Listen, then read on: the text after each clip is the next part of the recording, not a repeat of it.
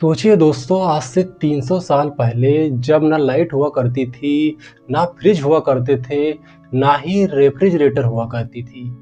लेकिन आपको जानकर हैरानी होगी कि उस समय के राजा महाराजा इतनी भीषण गर्मी में भी बर्फ के मजे लेते थे। दोस्तों, आपके मन में एक सवाल आता होगा कि जब दुनिया भर में इतनी गर्मी पड़ रही होती है, बाहर सूरज आग बरसा रहा होता है, तो आखिर कैसे राजा महाराजा जो है बर्फ का मजा लिया करते थे। तो चलिए दोस्तों, टाइम ट्रेवल्स के इस पार्ट में जानते हैं कि आखिर कैसे राजा महाराजा गर्मी में भी बर्फ का मजा लिया करते थे। दोस्तों, आपने अक्सर सुना होगा कि जो राजा महाराजा हुआ करते थे, इनके पास में लाखों हजारों की संख्या में सैनिक हुआ करते थे। इन सैनिकों के लिए दोस्तों घोड़ा, खच्चर, हाथी जैसे अन्य सुविधा हुआ करती थी ताकि यह इधर उधर जा सके।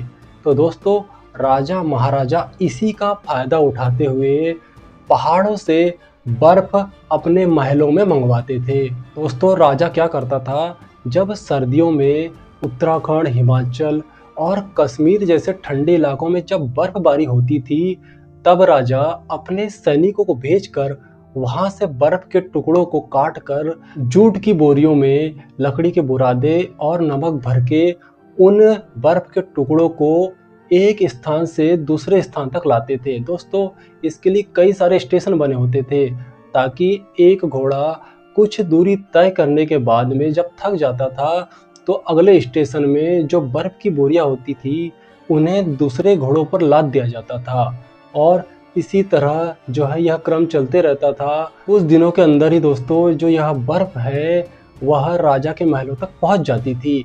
काफ़ी हिस्सा जो है दोस्तों बर्फ का पिघल जाता था, लेकिन काफ़ी हिस्सा जो है बर्फ का बच भी जाता था और इस तरह जो है दोस्तों पहाड़ों से राजा के महलों तक बर्फ पहुंचती थी। तो अब आपके मन में एक और सवाल आता होगा कि जब बर्फ जो है राजा के महलों तक पहुंच गई है तो बर्फ का मजा तो है राजा 2-3 दिन ही ले पाते रहे होंगे, क्योंकि उसके बाद तो बर्फ पिघल जाती रही होगी। लेकिन दोस्तों ऐसा नहीं होता था।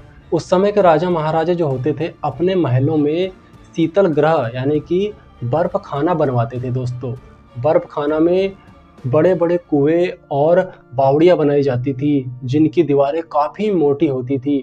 घोड़े द्वारा जो बर्फ लाई जाती थी उन बर्फों को कुओं और उन बावड़ियों में रखा जाता था। दोस्तों, उन बावड़ियों में मोटी मोटी घास की परत, लकड़ी के बुरादे और नमक की मोटी मोटी परत बिछाई जाती थी और इस तरह से जो है बर्फ को स्टोर किया जाता था। तो इस तरह से दोस्तों सर्दियों में लाई गई बर्फ को स्टोर करके राजा महाराजा जो है गर्मियों में भी बर्फ का मजा लेते थे। दोस्तों, उस समय बर्फ काफी महंगी होती थी। इसे सफेद सोना कहा जाता था। यह आम लोगों की पहुंच से दूर होती थी और इस बर्फ का उपयोग राजा जो है अपने परिवार और खास मेहमानों के लिए उपयोग में लाते थे।